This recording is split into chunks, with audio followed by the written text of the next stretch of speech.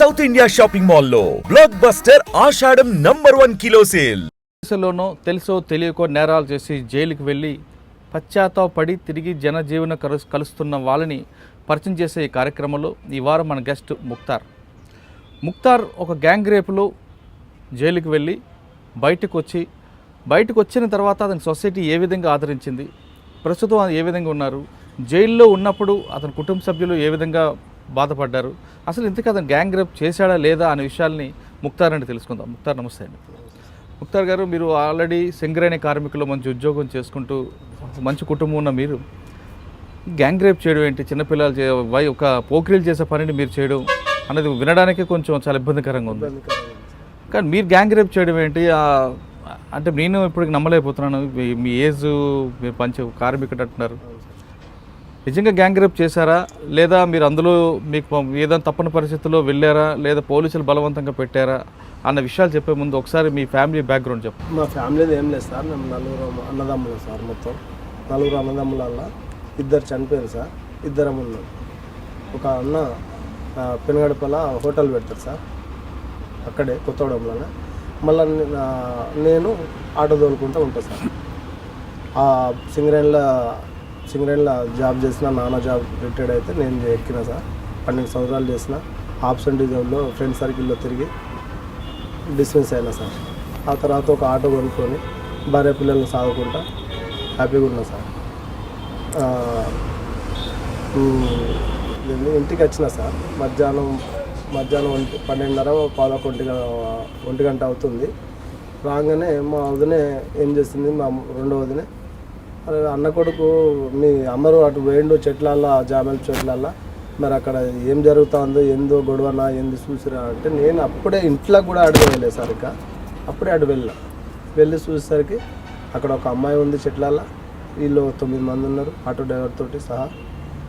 ఏందిరా ఇదంతా మన వంశంలోనే లేదు, ఇదంతా ఇదేంది దందాలు ఏంది అని చెప్పి కోపం చేసి అన్న కొడుకు, ఇక నేను వస్తాను, నువ్వు పో బాబాయ్, నువ్వు అని వస్తాను పో అని చెప్తే నేను వచ్చేసిన సార్. అంటే మీరు వెళ్ళేసరికి అక్కడ ఒక అమ్మాయి చుట్టూ 9 మంది అబ్బాయిలు ఉన్నారంటున్నారు. అంటే అమ్మాయి ఏడుస్తుందా లేదంటే? హ్యాపీగా ఉంది సార్, అమ్మాయి హ్యాపీగా ఉంది. చక్కగా నేను వచ్చేసిన. అసలు ఏందా ఇది అని చెప్పి వాళ్ళని మందులు ఇచ్చిన. బయట వాళ్ళు, మా ఏరియా వాళ్ళు కాదు సార్, కొత్తగూడెం వాళ్ళు, మేము రామవరం.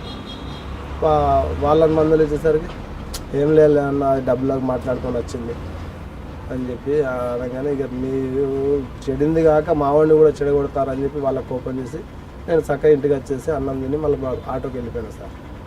ఆటోకి వెళ్ళిపోయాక వీళ్ళు ఏం చేశారంట, ఆ అమ్మాయికి 3-4 బలాత్కారం రేప్ చేసేసి మన సెల్ ద్వారా ఫోటోలు తీసారట సార్. ఫోటోలు తీసి ఆ సెల్ జేబులో పెట్టుకొని బయటికి వెళ్ళిపోయారు. ఆ అమ్మాయికి మళ్ళీ ఇంటికాడ దింపేసారు. ఆ అమ్మాయి ఏమన్నది, ప్రెగ్నెంట్ అవుతుంది ఎట్లా అని చెప్తే టాబ్లెట్లు కూడా ఇప్పించారట సార్. వీళ్ళు టాబ్లెట్లు కూడా ఇప్పించేసి ఇంటికాడ సాగనంపారు. అమ్మాయి హ్యాపీగా ఉంది, డబ్బులు తీసుకున్నది, టాబ్లెట్లు తీసుకున్నది, అంతా ఓకే సార్. ఈ సెల్ ద్వారా ఫోటోలు తీసినాయి చక్కగా. అది ఒక 3-4 నెలల తర్వాత ఒక పెళ్ళిలో పోయింది సార్. ఈ మైముద్ అంటోడు ఒక పెళ్ళిలో పోతే ఆ పెళ్ళిలో ఆ సెల్ పోయింది సార్. అదే సెల్ వాళ్ళు ఎమ్మడే డిలీట్ చేస్తే మంచిగుండు సార్, డిలీట్ చేయలే. అదే సెల్ పోయింది. అది ఎవరికి దొరికింది, ఒక సిడీలు తయారు చేసి అమ్మే వాళ్ళకు దొరికింది. అది మీ పాపానికి అక్కడ పడింది బ్రేక్. అది వాళ్ళు సిడీలు తయారు చేసి ఎన్ని అమ్మిరో ఏందో తెలియదు సార్. అది మెల్లమెల్లగా పోలీసు వాళ్ళ చేతికి వెళ్ళిపోయింది. అది అసలు ఈ అమ్మాయి ఎక్కడ, వీళ్ళందరూ ఎక్కడ, మొత్తం ఎంక్వైరీ చేయండి అంటే, అది అంతా అయ్యేసరికి 2 సంవత్సరాలు పట్టింది సార్. 2 సంవత్సరాల తర్వాత బయటపడ్డాయి సార్. అందరినీ పట్టుకొచ్చి ఇక అందరినీ కొట్టి ఓపిస్తా అంటే, ఈ అమ్మాయి కూడా చెప్పింది సార్ నా గురించి, ఇతను ఉన్నాడా అంటే లేడు అన్నది. అరే నువ్వు ఎన్నో గొడవలు చేసినావు, నువ్వు అంతకుముందు మర్డర్ కేసు ఉండే, నీకు మర్డర్ కేసు ఉంది, అప్పుడు తప్పించుకున్నావు, ఇప్పుడు తప్పించుకో, ఇప్పుడు ఆడిపోతారా అని చెప్పి నాకు కూడా A7గా పెట్టారు సార్. అంతమంది మర్డర్ కేసు ఉందా మీ మీద? అంతమంది మర్డర్ కేసు ఉందంటే అది ఉత్తుదే సార్. అంటే అందులో మీ ఏమన్నా A2 మీరు? ఎవరు సార్? మీరు A2. మళ్ళీ అది ఉత్తుదే. అది చేసినోడు వేరే అతను, నేను ఆడ పారిపోయాడు. ఈ రోజు వరకు కూడా దొరకలే అతను, ఈ రోజు వరకు కూడా. పోలీసు వాళ్ళు మరి ఎన్నికలు ఆడినరో ఎన్నికలు ఆడలేదో జైలు వేసిర్రు జైలు వేయలేదు తెలియదు, అది కూడా తెలియదు. అతను నేను శిక్ష అప్పుడు జడ్జికి మొత్తం ఎప్పుడైనా సార్కి దండం పెట్టి ఇట్లా నా బాధలన్నీ చెప్పుకున్నా. అయ్యా నాకు మా లాయరే కొట్లాడి మాకు చెప్పారు, లాస్ట్కు నీ కేసు కొట్టివేయడం అని చెప్పారు. చక్కగా దండం పెట్టి బయటపడ్డా సార్. అప్పుడు దానికి ఇగో మొన్న జరిగిన దానికి ఇప్పుడు నీకు దీంట్లో వేస్తారా అని చెప్పి పోలీసు వాళ్ళు నన్ను అనవసరంగా నన్ను ఇరికిచ్చి జైల్లోకి తోలేదు సార్. వాళ్ళందరికంటే నాకే ఎక్కువ దెబ్బలు కొట్టింది సార్. అరే నేను చేయలేదు సార్, నేను ఎటువంటి తప్పు చేయలే, నేను చేసిన వాళ్ళు అయితే నేను అక్కడికి ఎందుకుంటా వాళ్ళని మందలిచ్చే నా పిల్ల అన్న కొడుకు అయితే అన్న కొడుకు ఉన్నాడు కాబట్టి నేను పోయినా, దాని గురించే నేను మందలేయడానికి పోతే నన్ను అనవసరంగా ఇరికిచ్చి నా ఉద్యోగమే నాశనం చేశారు. ఇటు బావి ఉద్యోగం పోయింది, నాకు అంతా ఎటు కాబట్టి పిచ్చోడిని చేశారు. నాకు ఇప్పుడు ₹1,00,00,000 పెట్టినా నాకు ఉద్యోగం రాదు, అది మళ్ళీ మా నాన్న జాబ్ అది అని చెప్పినా కూడా ఇన్లే సార్. కానీ మీకు పెట్టిన కేసులో 376 కిడ్నాప్ 366 అంతే, రెండు పెట్టారు. ఒక 5-6 పెట్టారు మొత్తం. జిల్లా కోర్టులో లైఫ్ పడ్డది సార్, హైకోర్టులో 10 సంవత్సరాలు. కానీ మీరు అబద్ధం చెప్తున్నట్లుగా నాకు అనిపిస్తుంది.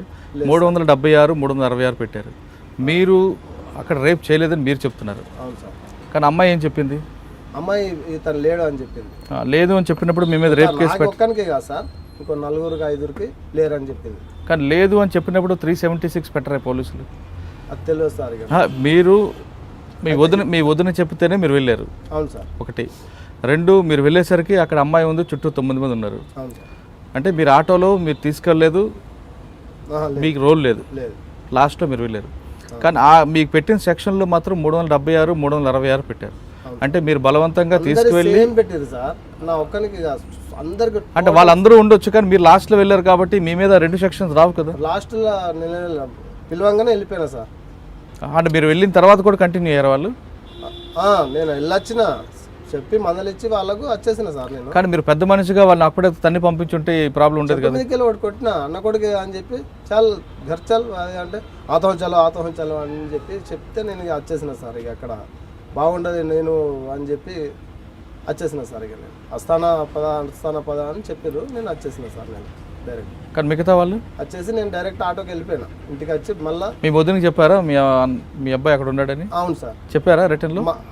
మా అబ్బాయి మీ అమ్మర్ దాటి పోయిండ్రు, మరి ఏందో చూడుపో, ఆ జామీల చెట్లాలు అందరు చెట్లాల పొరగాళ్ళందరూ పోయి ఏమైనా గొడవ చేసుకుంటారా ఏంది అని చెప్పి చెప్తేనే పోయినా సార్. నేను అప్పుడే 5 నిమిషాలు అయింది. మీరు అక్కడ వెళ్ళి చూసేసరికి అమ్మాయి చుట్టూ అబ్బాయిలు ఉన్నారు, ఒక 2-3 అందరూ ఆ గుట్టెక్కి కూర్చున్నారు. ఆ విషయం వచ్చి మీ వదినకి చెప్పారా అంటున్నాను? అట్లా అని చెప్పలేదు సార్. గలీజ్గా ఉంటుంది, ఇక వదినతోటి తల్లితోటి సమానం, మా దాంట్లో దీవెన తీసుకుంటాం సార్, తల్లికి అని చెప్పి దీవెన తీసుకుంటాం. ఇక ఎట్లా చెప్పాలని నేనే కడుపులో దాచుకున్నాను, అది నాకు తప్పు అయిపోయింది సార్. అది కానీ అమ్మాయి ఏం చెప్పింది? మీరు కూడా రేప్ చేశారని చెప్పింది? లేదు, చెప్పలేదు సార్. అవును, చెప్పలేదు ఆయన. అరే ఎస్ఐ గారు, ఎస్పీ సారు అప్పుడు ఏమంటారు, అరే ఆ మర్డర్ కేసులో తప్పించినావు గారా, ఇప్పుడే ఆడిపోతావు, ఇప్పుడు దొరికినావు గారా అని చెప్పి నన్ను అనవసరంగా ఇరికిచ్చి నా ఉద్యోగం మొత్తం నాశనం చేశారు సార్ నాకు. ఓకే. కానీ చెయ్యని నేరానికి మీరు 2వ సారి జైలుకి వెళ్ళారు మీరు చెప్తున్నారు. మొదటిసారి 302లో A2, ఇప్పుడు 376లో A7. జైలుకి వెళ్ళిన తర్వాత ఏమనిపించిందండి? ఒక 3 నెలల దాకా చాలా బాధపడ్డా సార్. బాధపడ్డా. నాకు భార్య పిల్లలు, 2 కొడుకులు, నా అత్త, నా ఫ్యామిలీ మొత్తం, నా అన్న తమ్ములు, వదినలు, అక్క బిడ్డలు, చెల్లెళ్ళు మొత్తం ఏడ్చినా ఏం ప్రయోగం ఉంది? లైఫ్ అంటే ఇక చచ్చిపోవడే కావచ్చు. దీంట్లో ఇక వస్తానో రాదో, నాకు అసలు బయటికి వెళ్తానో వెళ్ళను అని చెప్పి ఒక 6-7 నెలలు బాధపడ్డా సార్. టోటల్ 6-7 నెలలు బాధపడి ఇక మొత్తం గుండె రాయి చేసుకొని ఇక అట్టే ఉంటే బాగుండదు అని చెప్పి ఏదో ఒక పని కార్పెంటర్ల సబ్బుల ఫ్యాక్టరీ పోయినా సార్. అందులో కొన్ని రోజులు సబ్బులు నేర్చుకున్నా, సర్పు చేస్తా, సబ్బులు చేస్తా, రిన్ సబ్బు కూడా చేస్తా సార్. ఇదే నేర్చుకున్నా. మళ్ళీ కార్పెంటర్లో పోయి బీరువాల పని నేర్చుకున్నా. మళ్ళీ ఇంకో ఏంటంటే పొద్దుగాలనే 3,000 మందికి రొట్టెలు చేసినాం సార్. నైట్ 12 గంటలకు లేచిపోయి రొట్టెలు చేసినాం. చేయి నుంచి చేసినాం. ఈ మధ్యలో మిషన్ వచ్చింది సార్. చేయి నుంచి 3,000 మంది రొట్టెలు చేసి అందరికి టిఫిన్ పంచినాం సార్. ఇవి అట్టి మళ్ళీ అది చేసింది కాక కొన్ని రోజులు అందరికీ సాఫ్ సఫాయి చేపించుకుంటా, వాటర్గా కొన్ని రోజులు చేసినా సార్. ఇక నాకు శిక్షాకాలం దగ్గర పడ్డది. హైకోర్టులో దేవుని వల్ల శిక్ష అయింది సార్. శిక్ష అయ్యి బయటపడ్డా సార్. నాకు ఒక దారి ఉందని చెప్పి ఆ 1000 దేవుళ్ళకి మొక్కుకున్నా సార్. లైఫ్ పడిందా మీకు? ఫస్ట్ జిల్లా కోర్టులో లైఫ్ పడ్డా సార్. హైకోర్టులో శిక్ష అయింది సార్. శిక్ష అయిందా? అవును సార్. ఓకే. కానీ మీరు చెప్తున్న ఇంట్లో బాధితురాలు మీరు రేప్ చేయలేదని చెప్తున్నారు. అవును సార్. కానీ సాక్ష్యాలు లేవు. సార్. కానీ మీ మీద రేప్ కేసు పెట్టారు. మరి కోర్టులో జడ్జికి చెప్పొచ్చు కదా, మీరు నేను తప్పు చేయలేదు ఆమె కూడా చెప్తుందని. చెప్పినా సార్, అట్లా నువ్వు మళ్ళీ చెప్పినావంటే నీకు మళ్ళీ కొడతాం అని చెప్పి బెదిరిస్తున్నారు సార్ మన పోలీసు వాళ్ళు. ఎవరు అప్పుడు పోలీసులు? గుర్తుండేది సార్ నాకు. ఎస్పీ సార్ అయితే, ఎస్పీ భగవత్ సార్ అయితే గుర్తుంది. మళ్ళీ ఇంకా ఎస్ఐ ఎవరో గుర్తులేదు సార్. భగవత్ సార్ ఏమన్నారు? సార్ ఏమన్నారంటే, వీడు పాత రౌడీ షీటర్, ఈయన మర్డర్ కేసు ఉంది, అప్పుడు కొట్టు వేయించుకున్నాడు, ఇప్పుడు దొరికిండు అని చెప్పి అచ్చిరాని మాట చెప్పింది సార్. ఇది ఆయన హిందీ ఎక్కువ సార్, తెలుగులో అచ్చిరాని మాటలు చెప్పారు సార్. జైల్లో మీరు రొట్టెలు నేర్చుకున్నారు, మిగతా కార్యక్రమాలు చేసుకున్నారు. బయటకు వచ్చిన తర్వాత సొసైటీలో మీకు ఒక రేపిస్ట్గా, ఒక రౌడీగా ముద్ర ఉంది. అవును సార్. దాంతో మీకు ఉద్యోగాన్ని ఇచ్చారా? ఇల్లు దొరికిందా? ఈ ఉద్యోగం ఇయ్యనన్నారు సార్. నువ్వు 3 సంవత్సరాల లోపే అప్లికేషన్ పెట్టాలి. 3 సంవత్సరాలు దాటి ఇవాళ 10 సంవత్సరాలకు వస్తే నేను ఏ విధంగా నీకు ఉద్యోగం ఇవ్వాలని చెప్పి లాయర్ సలహా చెప్పారు సార్. ఇక సరే అని చెప్పి వచ్చేసిన. మీ కుటుంబం ఆదరించిందా మీకు? లేదు సార్, దగ్గర కూడా తీయలే ఫస్ట్. మళ్ళీ బయటకు వచ్చినాక మాకు ఆ డీజీ సార్ దయ వల్ల ఈరోజు మళ్ళీ 12,000 జీతం అని చెప్తే ఆ ఉద్యోగం చేసుకుంటా భార్య పిల్లలతోటి దగ్గర పోయినా సార్. ఏమనలే, ఇక దగ్గర తీసారు. పిల్లలు, భార్య పిల్లలు హ్యాపీగా ఉన్నాం సార్ ఈ రోజు వరకు అయితే. మీరు నిజం చెప్పండి, అసలు ఆ రేప్ కేసులో మీరు ఉన్నారా లేదంటే? లేదు సార్, దాంట్లో నా ఫోటో కూడా లేదు సార్. దాంట్లో నా ఫోటో లేదు. అమ్మాయి చెప్పింది, 3 సార్లు చెప్పింది సార్ అమ్మాయి. నా గురించి దేవత ఆ అమ్మాయి చెప్పా. ఇతను లేడు సార్, ఇతను లాస్ట్కి వచ్చిండు, వాళ్ళ అబ్బాయికి తిట్టిండు, ఒకటి కొట్టిండు, పోయిండు సార్, ఇతను లేడు అని చెప్పి పుల్ల చెప్పాడు సార్. ఇంతకీ మీ అన్నయ్య కొడుకు రేప్ చేశాడా లేదా వీడియో షూట్ చేశాడా? వీడియో షూట్ చేశారు సార్. అతను చేయలే, ఇంకెవరు చేయలే. ఇంకా 2-3 చేశారు సార్. నేను అక్కడైతే ఇన్వాల్వ్ లేను. వాళ్ళు ఏమేమి చెప్పారో 2-3 చేశారు సార్. కానీ మీ అన్నయ్య కొడుకు మీకు ఏం చెప్పారు? అమ్మాయి బలవంతంగా తీసుకొచ్చి రేప్ చేయడం తప్పే కదా? బలవంతంగా ఎవరు తెలియదు సార్. ఆమె హ్యాపీగా వచ్చింది. ఆమె బయట తిరిగే మనిషే సార్, బయట తిరిగే మనిషి అని చెప్పి వీళ్ళు మనోళ్ళు తీసుకొచ్చిన వాళ్ళు చెప్పారు. ఆమె అగర్సే సార్, నేను చెప్పింది అబద్ధం అయితే ఆ అమ్మాయికి ఇష్టం లేదు సార్. ఆమె వచ్చింది పిల్లలతోటి గడిపింది, పోయింది. అదే రోజు మరి తెల్లారు మరి పోలీస్ స్టేషన్ పోయి కంప్లైంట్ ఇవ్వచ్చు కదా సార్. 2 సంవత్సరాల తర్వాత బయటపడ్డాక అప్పుడు తల్లిదండ్రులకు తెలిసిందని చెప్పి ఇక ఆమె నటించింది సార్. 2 సంవత్సరాల తర్వాత అవును వీళ్ళు నాకు రేప్ చేశారు అని చెప్పి అప్పుడు ఆ సీడీలు చూసి అప్పుడు వీళ్ళు ఉన్నారు, ఈయన ఉన్నాడు, ఆయన ఉన్నాడు, ఆయన లేడు, ఈయన ఉన్నాడు, ఆయన లేడు అని చెప్పి చెప్పారు సార్. అంటే ఇప్పుడు మీరు మీ అన్నయ్య కొడుకు కోసం వెళ్ళి మీరు అందులో కేసులో ఇరుక్కున్నారు? అవును సార్. అంటే మీ అన్నయ్య కొడుకు ఆ విధంగా చేయడానికి కారణం చెడు స్నేహమా లేదా అతను కూడా అన్యాయంగా ఇరుక్కున్నాడు అంటారా? అతను కూడా అన్యాయంగానే ఇరికిండు సార్. అతనికి ఉంది దురుద్దేశం, ఉందో లేదో నేనైతే గట్టిగా చెప్పలేను సార్. అతను కూడా ఆటో దొరుకుతాడు. మరి బయట ఎస్మంటి కల్చర్ ఉందో, ఏ విధంగా మనిషి ఉంటాడో అసలు ఎవరికి అర్థం కాదు సార్. ఆ మనిషి అట్లా ఉంటాడు. నా అన్న కొడుకైనా దాచుకోండి సార్. మామూలుగా పొయ్యే ఉంటాడేమో అని డౌట్ నాకే ఉంది. ఇక తర్వాత దేవుని దయ సార్, నాకైతే అంతవరకు తప్ప ఇంకేం చెప్పాడు. ఇప్పుడు బయటకు వచ్చాక ఇప్పుడు మీకు ఎలాగుందండి? బయటకు వచ్చినాక అయితే పర్వాలేదు సార్. కాకపోతే ఒక్కటే బాధ సార్, నాకు ఆ ఉద్యోగం పోయింది, నా బావి ఉద్యోగం. నా తండ్రి 30 సంవత్సరాలు 30-40 సంవత్సరాలు చేసి రిటైర్డ్ అయ్యి నా చిన్న కొడుకు పెడితే అందరికీ అక్క చెల్లెకు భార్య పిల్లలను తల్లిని సాదుకుంటాడని చెప్పి నాకు కోరి నాకు పెట్టించిండు సార్ నా ఉద్యోగం. మళ్ళీ నేను అగర్సే ఈ కేసు జరగకపోతే సార్, నేను లోపడిపోతే ఆ కేసీఆర్ సారు అందరికీ అవకాశం ఇచ్చిండు. డిస్మిస్ కార్మికులకు మళ్ళీ ఒక అవకాశం అని చెప్పి ఉద్యోగాలు ఇచ్చిండు సార్. ఆల్రెడీ ప్రజెంట్ చేస్తుండ్రు, ఇప్పుడు చాలామంది చేస్తారు. సెకండ్ అవకాశం కూడా ఇచ్చారు. ఫస్ట్ సారి ఇంటర్వ్యూ అయింది నాకు, ఫస్ట్ సారి ఇంటర్వ్యూ అయింది సార్ హెడ్ ఆఫీస్లో, కొత్తగూడెంలో హెడ్ ఆఫీస్లో నాకు ఇంటర్వ్యూ అయింది. దాంట్లో పాస్ అయినా ఫెయిల్ అయినా నాకు తెలియదు సార్. ఈ లోపలనే ఈ కేసీఆర్ అయితే లోపడిపోయాను. మళ్ళీ ఒక అవకాశం వచ్చింది, రిలీజ్ అయ్యే టైంలో లోపటే ఉన్నా సార్. అప్పుడు అవకాశం వచ్చిన బయట ఉన్నప్పుడు బయట వచ్చేది ఉంటే ఉద్యోగం మీద ఎక్కుతుంది సార్. అదే నా బాధ అంతా, ఇంకేం లేదు సార్. అంటే మీ వ్యక్తిగత విషయం పక్కన పెట్టి మీకు ఉద్యోగం పోయిందనే విషయం పక్కన పెడితే ఒక అమ్మాయిని ఆ విధంగా తీసుకెళ్లడం, మీ అన్న కొడుకు చేయడం అన్నది లేదా మిగతా వాళ్ళు చేయడం అనేది తప్పు అంటారా, రైట్ అంటారా? నా వరకు అయితే ఆమె ఇష్టంగా వచ్చింది సార్, ఒక వేసి లెక్క వచ్చింది సార్. ఆమె వీళ్ళు అయితే పొరగాళ్ళు అయితే డైరెక్ట్ పోయి అయితే ఎత్తుకో రాలేదు సార్. వీళ్ళు ఏదో రోడ్డు మీద పోయేది ఏదో అని చెప్పి తెచ్చారు సార్. తెచ్చి వాడుకున్నారు. ఆమె వెళ్ళిపోయింది, డబ్బులు ఇచ్చారు, వీళ్ళు టాబ్లెట్లు ఇప్పించారు, అంతా వెళ్ళిపోయింది. మళ్ళీ అట్లేమన్నా ఉంటే బయట ఆమెకు నచ్చని విధంగా వచ్చేది ఉంటే ఎమ్మడి పోయి కంప్లీట్ చేయొచ్చు కదా సార్. నేను చెప్పే మాట కాదు. కానీ మీరు అలాగన్నా అది కూడా తప్పే అనేది చట్టం చెప్తుంది. ఇది తప్పు ఒప్పోయిగా నాకు తెలియదు సార్, అంతవరకే నాకు తెలుసు. కానీ ఆ విధంగా చేయడం, సెల్ ఫోన్లో షూట్ చేయడం కూడా తప్పు కదా? అది తప్పే సార్, అట్లా కూడా తప్పే. మీరు అన్నట్లు ఇప్పుడు డబ్బులకి తీసుకొచ్చారనుకున్నప్పుడు సెల్ ఫోన్లో షూట్ చేయడం అనేది 9 మంది పాల్గొనడం చాలా పెద్ద నేరమే కదా. మరి ఆ విషయం మీరు గుర్తించలేదు?